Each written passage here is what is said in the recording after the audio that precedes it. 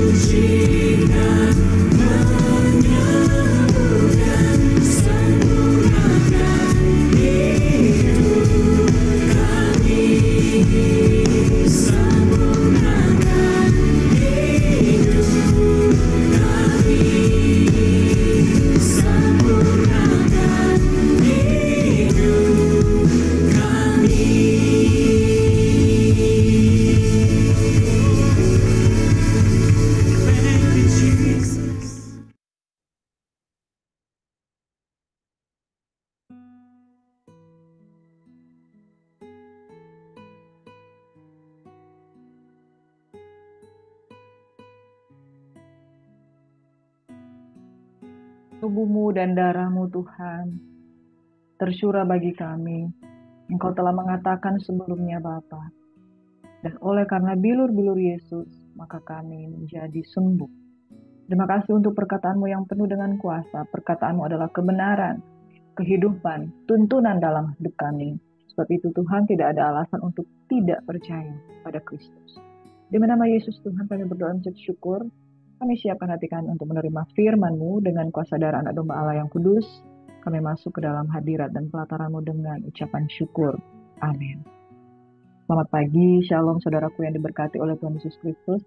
Perkataan Yesus adalah firman Tuhan, logos yang merupakan kebenaran dan kehidupan. Tidak ada alasan untuk tidak percaya sebab semua yang dikatakannya pasti terjadi. Dan semua yang dikatakannya tidak pernah sebelumnya tidak diucapkan oleh Bapa. Bahkan perjanjian lama sudah menubuatkan apa yang kemudian Yesus Kristus menyampaikannya kepada kita. Sebab perkataan Yesus adalah roh nubuat.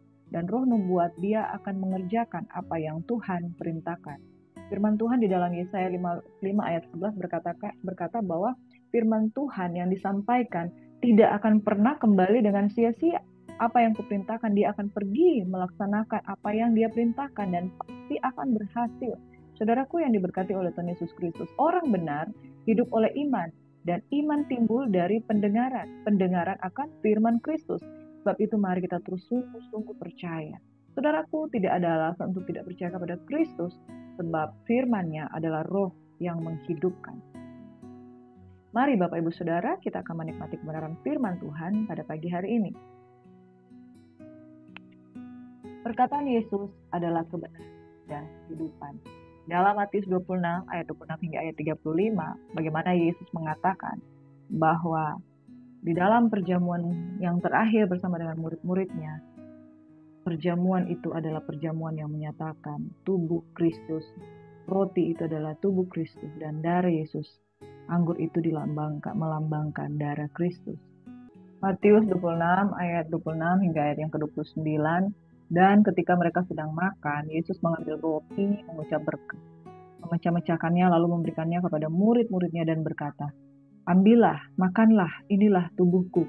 Sudah itu ia mengambil cawan, mengucap syukur, lalu memberikannya kepada mereka dan berkata, "Minumlah kamu semua dari cawan ini, sebab inilah darahku, darah perjanjian yang ditumpahkan bagi banyak orang untuk pengampunan dosa. Akan tetapi aku berkata kepadamu, mulai dari sekarang aku tidak akan minum lagi hasil pokok anggur ini sampai pada hari aku meminumnya, yaitu yang baru bersama-sama dengan kamu di dalam kerajaan Bapakku." Saudara, sahabat-sahabat Yesus yang diberkati oleh Tuhan Yesus Kristus, perkataan Yesus menjelang kematiannya adalah benar-benar perkataan yang merupakan roh nubuatan. Dan apa yang dia sampaikan itu tergenapi, terjadi, dan tidak ada satupun yang dapat menyangkal bahwa firman Kristus adalah firman kebenaran. Nah, saudara, adakah orang yang sebelum kematian dia menjelaskan segala sesuatu dengan begitu terinci? Bahkan apa yang Yesus sampaikan adalah bagaimana kekekalan itu terjadi. Saudara, dia berbicara tentang kedatangannya yang pada kali yang kedua dengan kuasa dan kerajaannya, saudara. Dan Bapak Ibu Saudaraku yang diberkati, Yesus bukanlah manusia, dia adalah 100% manusia benar, dia adalah 100% Allah. Dan setiap perkataannya, firman-Nya yang diucapkannya itu adalah kebenaran dan hidup. Sebab itu saudara tidak ada alasan untuk tidak mempercayai firman sedikit pun. Dia mengambil roti, mengucap berkat, membagi-bagikannya, memecah-mecahkannya, memberikan pada muridnya dan berkata, "Makanlah, inilah tubuhku." Nah, saudara, benar adanya bahwa tubuhnya terpecah-pecah bagi umatnya. Tubuhnya disalib dan gereja Tuhan adalah tubuh Kristus. Dia sedang menyampaikan satu perkalimat yang sedikit, tetapi maknanya itu makna kekekalannya luar biasa. Di sini dia berbicara tentang makna penebusan. Dia sedang berbicara tentang perjamuan suci, tentang bilur-bilur yang menyembuhkan. Dia juga sedang berbicara tentang kesatuan tubuh Kristus. Bagaimana tubuh Kristus itu adalah dari dirinya sendiri. Itu sebabnya gereja Tuhan bukan gereja yang independen. Gereja Tuhan bukan gereja yang berdiri sendiri. Gereja Tuhan merupakan satu organik yang saling berhubungan satu dengan yang lain. Dan kepalanya adalah Kristus. Saudara, tidak ada tubuh yang tidak mempunyai kepala. Setiap tubuh pasti mempunyai kepala, dan kepala berbicara tentang otaknya. Kepala berbicara tentang pemikirnya. Kepala berbicara tentang perintah-perintah yang harus kita beri. Dalam hal ini Tuhan sedang berbicara satu perkataan yang sederhana, satu kalimat-kalimat yang hanya dua kalimat penting, dua tiga kalimat penting, tetapi semuanya mengandung kekekalan, mengandung kehidupan. Bapak Ibu Saudaraku, berpeganglah kepada firman. Darah firman Tuhan itu hidup, firman Tuhan itu kekal, firman Tuhan itu menyatakan kemuliaan Tuhan yang begitu dahsyat dan luar biasa. Bapak Ibuku yang saudara diberkati oleh Tuhan Yesus Kristus, ketika dia berkata, makan, inilah tubuhku. Lalu dia mengucap syukur, mengambil cawan itu, dia berkata, minumlah kamu semua. Sebab inilah darah perjanjian. Saudara, ketika dia mengucapkan tentang darah perjanjian ini sangat mendalam. Bahkan Ibrani mengupas tentang darah perjanjian, tentang bagaimana dia mempersembahkan diri sebagai seorang imam besar yang menjadi pendoa syafaat bagi dosa-dosa umatnya. Itu sangat mendalam. Jadi Bapak Ibu Saudaraku yang diberkati oleh Tuhan Yesus Kristus, apakah Tuhan adalah Tuhan yang biasa? Apakah dia hanya rabi biasa? Tidak, saudara. Dia adalah Allah. Dia makhluk ilahi yang luar biasa, pencipta kita yang hidup, yang kekal, yang perkataannya itu mengandung kuasa. Saudara, saya mau katakan, jangan pernah main-main menyampaikan firman, atau jangan pernah main-main dalam mempercayai firman. Ada orang yang menyepelekan firman, ada orang memutuskan untuk jatuh bangun di dalam dosa, dikuasai oleh kedagingannya, emosinya, bahkan dia tidak izinkan Tuhan berdaulat atas kehidupannya. Sedangkan dia berkata, aku butuh pertolongan, tapi tidak mengizinkan perkataan Tuhan berdaulat di dalam kehidupannya. Ibu-ibu, bapak-bapak, saudaraku yang diberkati, sahabat-sahabat Yesus yang diberkati oleh Tuhan Yesus Kristus. Saudara tidak akan pernah gagal kalau saudara mempercayai firman Tuhan dengan sungguh. Ayat yang ke-29 dikatakan begitu. Akan tetapi aku berkata kepadamu, mulai dari sekarang aku tidak akan minum lagi hasil pokok anggur ini sampai pada hari aku meminumnya, yaitu yang baru bersama-sama dengan kamu dalam kerajaan Bapakku. Ini berbicara tentang dua hal, saudara. Yang pertama, ini adalah perjamuan terakhir. Jadi dia memang menyatakan dia akan segera mati. Yang kedua, dia akan meminum kembali bersama-sama dengan kamu dalam kerajaan Bapa. Berbicara tentang nanti kita akan jumpa lagi di Firdaus, di dalam kekekalan.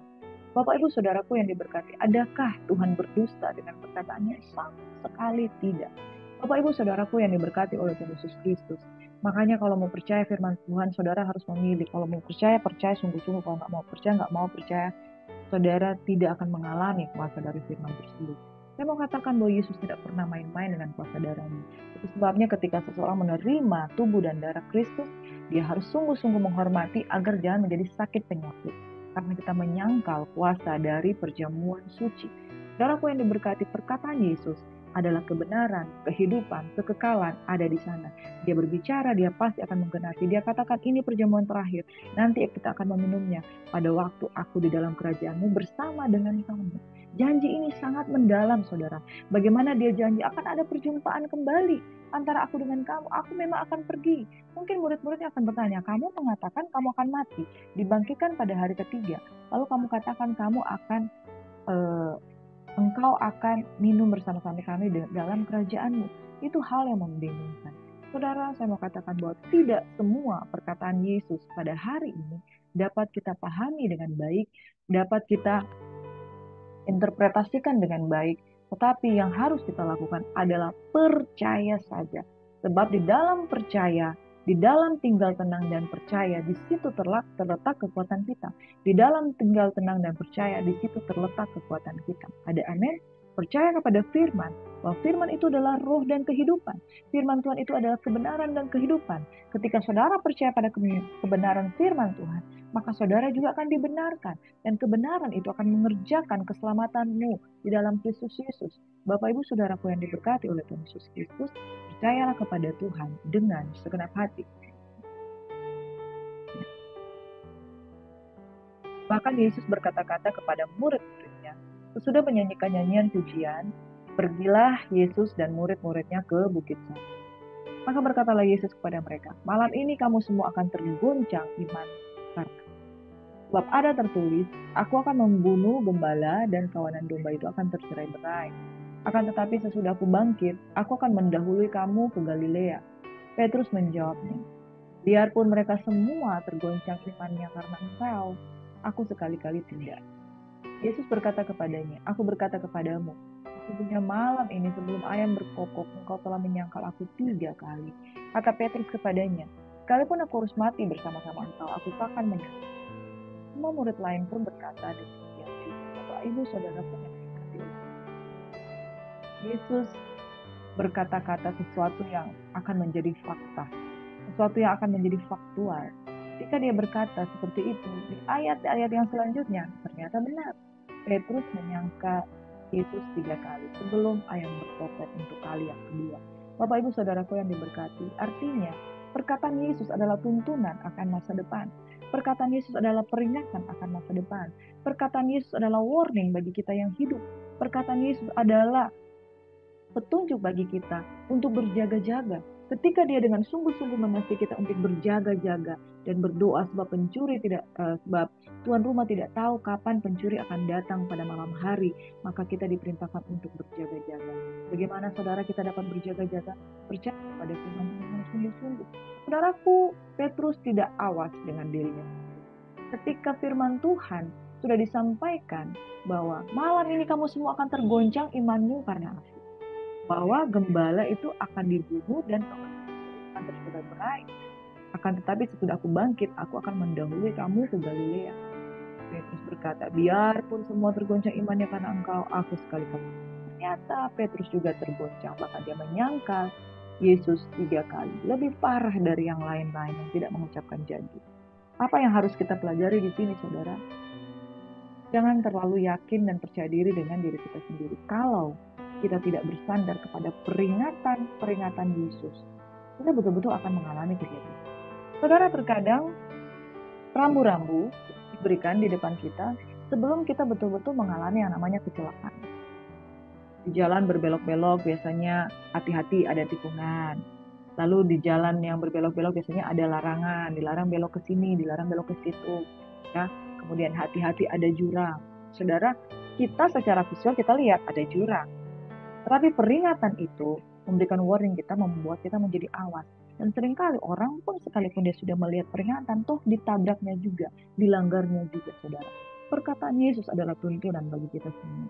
Kalau kita diperingatkan, itu artinya waspadalah, berjaga-jagalah, supaya jangan kita mengalami kecelakaan. Orang yang mengabaikan rambu lalu lintas, biasanya dia justru mengalami kecelakaan. Nah, saudara, firman Tuhan adalah peringatan.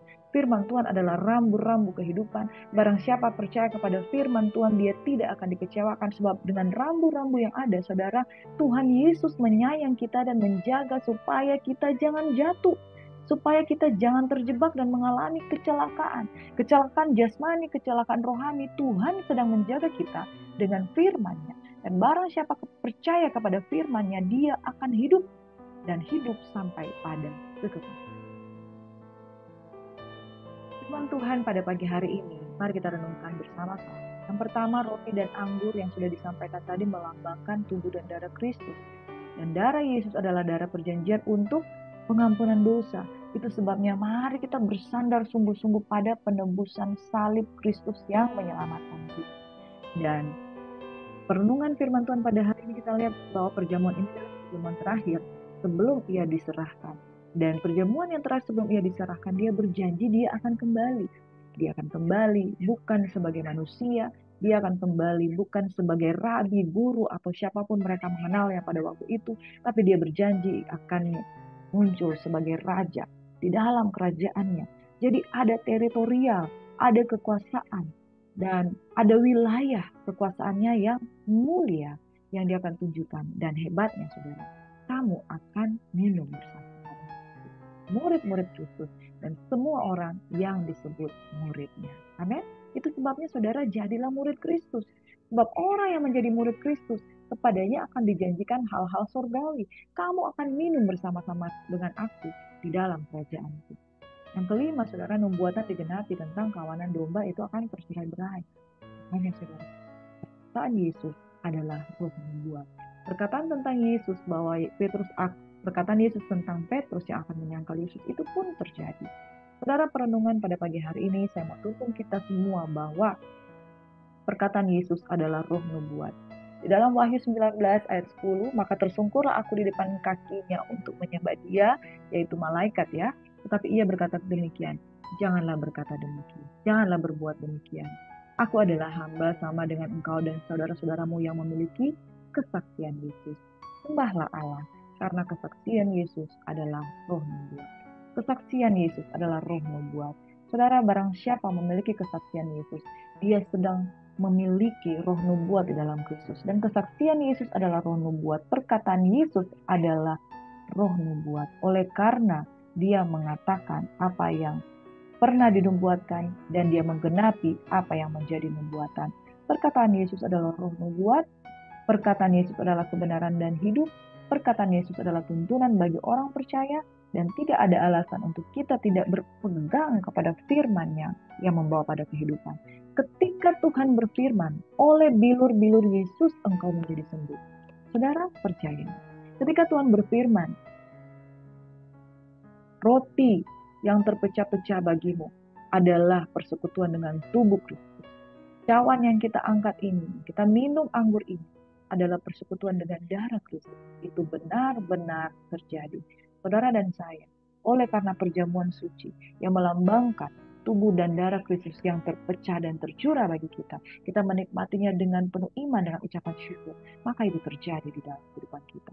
Makanya saudara jangan meremehkan perjamuan suci, tetapi percayalah sungguh-sungguh kepada firman. Sebab perkataan Yesus adalah roh nubuat. Amin. Perkataan Yesus adalah kebenaran dan kehidupan. Perkataan Yesus adalah tuntunan bagi orang percaya. Kita dijaga, kita diperingatkan, kita dinasihati untuk kita tidak jatuh di dalam dosa. Mari saudara, pada pagi hari ini perenungan firman Tuhan kita terima bersama-sama bahwa apa yang difirmankan pasti terjadi. Itu sebabnya jangan gagal untuk percaya pada Tuhan. Amin. Bapak, kami berdoa pada pagi hari ini kami menerima sabda firman-Mu sebagai perkataan yang membawa pada hidup dan kekekalan. Ketika kami sungguh-sungguh percaya, firman Tuhan adalah penuntun dalam kehidupan kami. Jangan kami menolak firman, tetapi biarlah firman Tuhan berkuasa untuk menyelamatkan jiwa kami. Di dalam nama Yesus. Bapak, kami terus berdoa untuk Opung Herliana yang dalam persiapan operasi yang ditunda pada hari Kamis, HB-nya kiranya boleh meningkat. Di dalam nama Yesus menjadi 11 atau dan seterusnya, semua dalam pertolongan Tuhan. Sehingga segala persiapan operasi itu ditolong oleh Tuhan di dalam nama Yesus. Berkati juga Opung dari Jerry Simbolon, yaitu Opung Vicky yang mengalami sakit, kiranya kesehatan, kekuatan, kesembuhan terjadi. Engkau memberkati dan mengurapi ketika takut akan Tuhan ada di dalam dia. Ketika dia mempercayai Yesus sebagai juru selamat dalam hidup. Ketika dia sungguh-sungguh menerima kebenaran sebagai tuntunan di dalam hidupnya, maka dia akan mengalami pemulihan. Opung Vicky dipulihkan di dalam nama Yesus. Kami berdoa untuk persiapan pernikahan Hana. Di dalam nama Yesus, Tuhan Engkau memberkati. Tanggal 22 Juni menjadi harinya Tuhan. Hari yang diberkati untuk mereka membangun bahtera rumah tangga. Terima kasih Bapa di surga untuk kekasih-kekasih Tuhan yang senantiasa membaca, merenungkan firman Tuhan, bahkan bersama-sama dengan kami di HCC, merenungkan firman Tuhan ini bersama-sama.